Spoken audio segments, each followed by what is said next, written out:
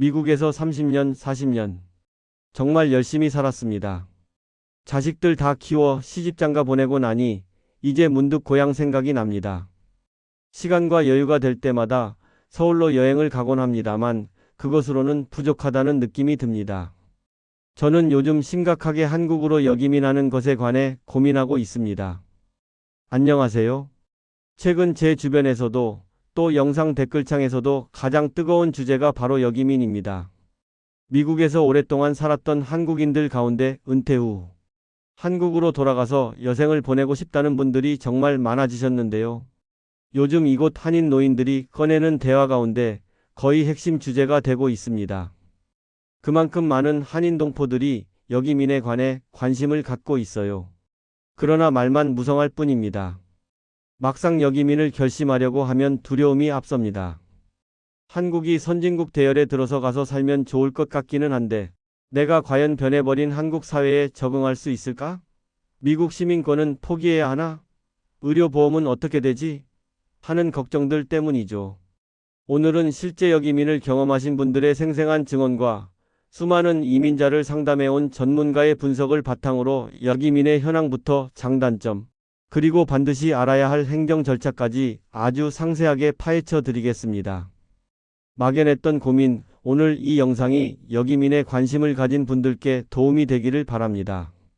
먼저 막연한 감이 아니라 숫자로 현실을 보겠습니다. 정말 많은 분들이 역이민을 선택하고 한국으로 돌아가고 계실까요? 대한민국 법무부 통계를 보면 매년 한국 국적을 회복하는 분들의 수는 꾸준히 3,000명에서 4,000명 선을 유지하고 있습니다. 여기서 주목할 점은 이들 중 약 60% 이상이 미국 국적자라는 사실입니다. 가장 결정적인 계기는 2011년부터 시행된 복수국적 허용 제도 때문입니다. 과거에는 한국 국적을 회복하려면 미국 시민권을 포기해야 했지만 이제는 만 65세 이상의 재외동포라면 미국 시민권을 유지하면서도 한국 국적을 가질 수 있게 되었습니다. 즉, 미국 연금은 그대로 받으면서 한국의 건강보험 혜택과 주민등록증을 가질 수 있는 합법적인 두 집 살림이 가능해진 겁니다. 최근에는 복수국적 신청 자격, 특히 신청할 수 있는 나이를 더 낮출 수 있을 것이라는 뉴스도 보도된 바 있습니다. 저는 이미 60대니까 상관없는 이야기지만 국회에 법안이 오르고 투표를 거쳐야 하니 아직 기다려 봐야겠습니다. 그렇다면 수십 년을 산 익숙한 미국 땅을 떠나 다시 한국을 선택하는 진짜 이유는 무엇일까요? 크게 세 가지 현실적 이득이 있습니다. 첫째, 누가 뭐래도 의료 시스템입니다. 미국에 사시는 분들, 전문에 한번 만나려면 며칠, 심지어 몇 주가 걸리기도 하죠. 하지만 한국은 동네 내과에 가면 30분 안에 진료를 봅니다. 대학병원 건강검진센터에 가면 한 건물 안에서 피 뽑고 엑스레이 찍고 내시경까지 반나절이면 다 끝납니다. 특히 임플란트나 인공관절 수술 같은 고비용 치료는 한국의 기술력이 세계 최고 수준이면서도 비용은 미국보다 훨씬 저렴합니다. 만 65세 이상 복수국적자가 되어 한국 건강보험 적용을 받게 되면 혜택이 매우 큽니다. 나이 들어서 역이민한 후에 취직하여 돈을 벌어야겠다고 생각하는 사람은 아마 매우 드물 겁니다. 역이민하는 한인들은 본인의 돈을 한국으로 가지고 가고 미국 정부로부터 연금도 받게 되니까 미국에서 한국으로 돈을 가지고 가서 사용하게 되는 것이 일반적인 상황입니다. 미국인들이 정부로부터 받는 평균 연금은 $2,000 내외인 것으로 알고 있습니다. 둘째, 달러의 구매력과 생활비입니다. 최근 한국 물가가 많이 올랐다고는 하지만 뉴욕이나 캘리포니아의 살인적인 월세에 비하면 한국의 주거비는 여전히 경쟁력이 있습니다. 일반적인 이야기이지만 미국의 물가는 정말 무섭게 올랐습니다. 식당에 가서 한 끼 식사하려고 해도 수십 달러가 듭니다. 부부가 외식하면 아무리 못해도 $50는 들 겁니다. 거기에다 거주비는 말할 수도 없을 정도로 높습니다. 매달 수천 달러씩 들어가는 형편입니다. 한인들이 몰려 사는 대도시의 주거비는 시골 지역에 비해 훨씬 높습니다. 한국으로 간다면 수도권이나 지방 신도시의 경우 비교적 합리적인 비용으로 쾌적한 아파트 생활이 가능합니다. 미국에 비해서 훨씬 저렴한 비용으로 살 수 있습니다. 게다가 미국에서 소셜 시큐리티 연금을 달러로 받아서 환전에 쓴다면 지금 같은 고환율 시대에는 그 구매력이 더 커집니다. 부부가 합쳐 월 3,000불 정도의 연금을 받는다면 한국에서는 중산층 이상의 여유로운 생활이 가능하다는 계산이 나옵니다. 미국에서 연금이 오는 것이니 한국에도 작게나마 도움이 될 겁니다. 셋째, 편리함과 정서적 안정입니다.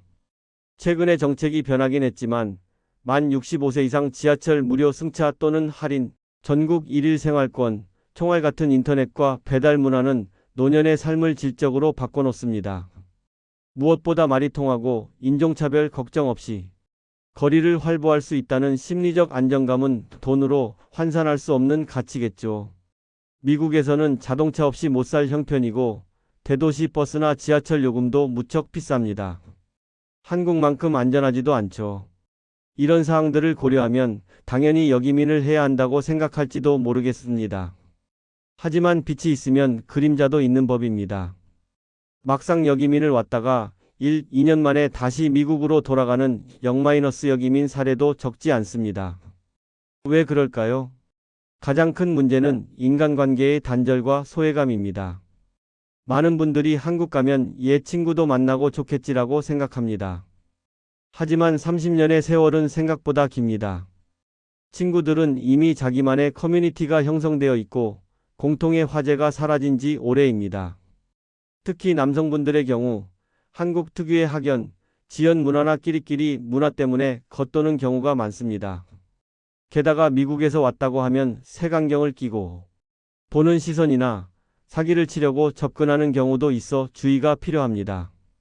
두 번째는 환경과 주거 스트레스입니다. 캘리포니아의 맑은 공기에 익숙하셨던 분들에게 한국의 미세먼지는 정말 견디기 힘든 고통일 수 있습니다. 또 하나는 아파트 층간 소음입니다. 미국의 단독주택 생활에 익숙해져 있다가 아파트에 살다 보면 윗집 발소리에 노이로제가 걸릴 지경이라는 하소연을 많이 하십니다. 세 번째, 가족에 대한 그리움입니다. 몸은 한국에 와서 편한데 마음은 미국에 있는 자식과 손주들에게 가 있는 겁니다. 1년에 한 번 보기도 힘든 거리감이 주는 외로움. 이것이 결국 다시 미국행 비행기를 타게 만드는 가장 큰 원인이기도 합니다. 이렇게 여러 장단점을 다 따져보고도 나는 한국에 가겠다고 결심하셨다면 이제 철저한 준비가 필요합니다. 실패 없는 정착을 위한 3가지 조언을 드립니다. 첫째, 집은 적어도 1년 뒤에 사십시오. 절대 한국에 가자마자 아파트를 덜컥 매수하지 마십시오. 한국 부동산은 살 때는 쉽지만 급할 때 팔기는 매우 어렵습니다. 처음 1, 2년은 월세나 반전세로 살아보시길 권합니다. 서울, 경기, 지방 등 살아보고 싶은 지역을 옮겨 다니며 병원은 가까운지 공기는 어떤지 직접 체험해보고 정착지를 결정해도 절대 늦지 않습니다. 무엇보다 인구가 줄어드는 상황이라 특히 지방 아파트 가격은 더욱 떨어질 가능성이 있습니다. 서울이나 부산 같은 대도시에 살더라도 꼭 먼저 월세나 반전세 형식으로 살아보기를 권합니다. 둘째, 소셜연금 수령 준비를 철저히 하십시오. 한국에서도 미국 소셜 시큐리티 연금을 받을 수 있습니다. 물론 미국 은행에 연금을 받고 한국으로 다시 송금하거나 크레딧 카드 등을 이용하는 방법도 있습니다. 하여간 한국에서 연금을 수령하고 싶다면 먼저 거소증을 만들고 은행 계좌를 개설한 뒤 미국 사회보장국에 계좌 변경 신청을 해야 합니다. 중요한 건 한국에 산다고 미국 세금 신고 의무가 사라지는 건 아닙니다. 시민권을 유지하고 계시다면 매년 미국 IRS에 세금 보고를 해야 연금이 삭감 없이 들어옵니다. 한국으로 역이민 갔다고 해서 미국의 모든 것이 끝났다고 생각하면 안 됩니다. 연금은 미국 정부로부터 나오는 것이니까요. 셋째, 복수국적 신청 타이밍입니다. 일단 한국에 들어오시면 거소증인 F-4 비자로 생활하시다가 만 65세가 넘으셨다면 그때 국적 회복 허가를 신청하시면 됩니다. 이 과정이 몇 개월 걸리기 때문에 미리 전문가와 상의해서 서류를 준비해 오시는 게 좋습니다. 서울 등에는 전문 행정사가 있으니까 그들에게 의뢰하는 게 신속하고 간편할 수 있습니다.